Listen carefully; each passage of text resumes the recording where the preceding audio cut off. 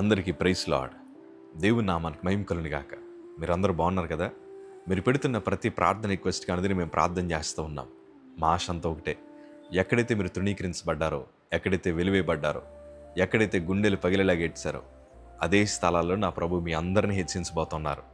విశ్వాసంతో ప్రార్థన చేయండి. ఘనమైన విజయాలు ఖచ్చితంగా మీరు అందరూ అనుభవిస్తారు. God bless you all. ఈరోజు మీరు యూట్యూబ్ వీడియోస్ కింద పెడుతున్న కామెంట్స్ చూస్తున్నప్పుడు నాకు అర్థమైన విషయం ఏంటి తెలుసా?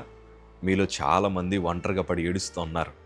ఆదరణ దొరక్క, ప్రేమ దొరక్క, కుటుంబంలో భార్యాభర్తల మధ్య ఐక్యత లేక, కనీసం పిల్లలు కూడా ప్రేమించక చాలా కుటుంబాలు ఒంటరిగా కూర్చుని ఏడుస్తున్నాయి. ఎన్ని ప్రయత్నాలు చేసినా ఓడిపోవడం వల్ల అవమానించబడి తలదించుకొని ఒక మూలపడి ఏడుస్తున్న బ్రదర్స్ సిస్టర్స్ చాలామంది ఉన్నారు. ఈరోజు నా 2 చేతులు జోడించి చెప్తున్నాను, మీ కన్నీరు మనుషులు చూసినా చూడకపోయినా మీ పక్షాన నిలబడిన దేవుడు మీరు ఒంటరిగా ఏడ్చుట చూస్తున్నాడు. ఆయన చూడడం మాత్రమే కాదు, నాకు తెలుసు ఆ కన్నీరంతా నాట్యంగా రాబో దినాల్లో మార్చబోతున్నాడు ఆయన. దేవుని వాక్యంలో నాకు చాలా ఇష్టమైన మాట, నన్ను ఎంతగానో ఆదరించిన మాట, యెషయా గ్రంథము 66వ అధ్యాయము 13వ మాట చదవగలిగితే, ఒకని తల్లి వారిని ఆదరించినట్లు నేను మిమ్మల్ని ఆదరించదను, యెరూషలేములోనే మీరు ఆదరింపబడదురు. ఈరోజు ఈ మాటను మీరు హృదయాన్ని పెట్టుకోండి. ప్రభు మనల్ని తల్లి వలె ఆదరించగలిగిన దేవుడు ఆయన. నేను కూడా 7 సంవత్సరాలు ప్రభు మందిరంలో కూర్చొని ఒంటరిగా ఏడ్చాను.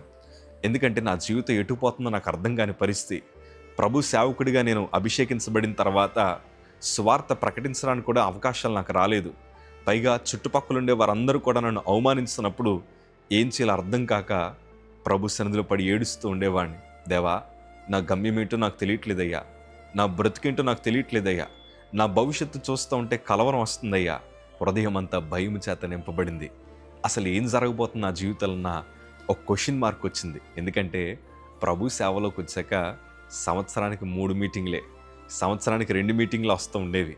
దేవుడు చూపించిన వాగ్దానం ఏమో చాలా ఉన్నతంగా ఉంటే, అసలు నేనేంటి ప్రభు సందులో వాడబడలేకపోతున్నాను, అసలు నా జీవితం ఎలాగే ఉంటుందని చాలా కలవరం వచ్చేసి ప్రభు సందులో అర్ధరాత్రులు అయ్యేదాకా ఏడుస్తూనే ఉండేవాడిని.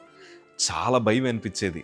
కానీ దేవుడు తల్లి వలె నా హృదయాన్ని ఎట్లా ఆదరించారంటే, అయ్యా, నువ్వు కారుస్తున్న ప్రతి కన్నీటిని నేను నాట్యంగా మారుస్తాను, నువ్వు ఎక్కడైతే ఓడిపోయి అదే స్థలాన్ని విజయాన్ని నీకు ఇస్తానని ప్రభు నాకు వాగ్దానం చేయగా, ఆ వాగ్దానాన్ని ఎత్తుపట్టుకుని ప్రభు సందులో ప్రార్థించాను. గొప్ప విషయం ఏంటి చెప్పనా? ఈరోజు విరామం లేకుండా ప్రభు సందులో వాడబడ్డానికి దేవుడు కృప చూపించారు. సుమారు 7 సంవత్సరాలు ఒంటరిగా ఏడ్చానండి. ఆ ఏడుపు, ఆ కన్నీరు అసలు వృధాగా పోలేదు. నేను అంటున్నాను, నువ్వు కారుస్తున్న ప్రతి కన్నీటికి తగిన ప్రతిఫలాన్ని నా ప్రభు దయచేయబోతున్నారు. బహుశా నీ ఏడుపుకి, నువ్వు కార్చే కన్నీరికి నీ స్నేహితులు, నిన్ను ప్రేమించేవారు విలువ ఇవ్వకపోవచ్చేమో కానీ, అయ్యా, తన చేతులతో చెక్కుకున్న ప్రభు అయిన యేసుక్రీస్తుల వారు నీ కన్నీటికి చాలా విలువిస్తాడు. ఆయన నీ కన్నీటిని నాట్యంగా మారుస్తాడు. ధైర్యంగా ఉండండి. ప్రభు మిమ్మల్ని గొప్ప విజయాల చేత తృప్తిపరచబోతా ఉన్నారు. God bless you all.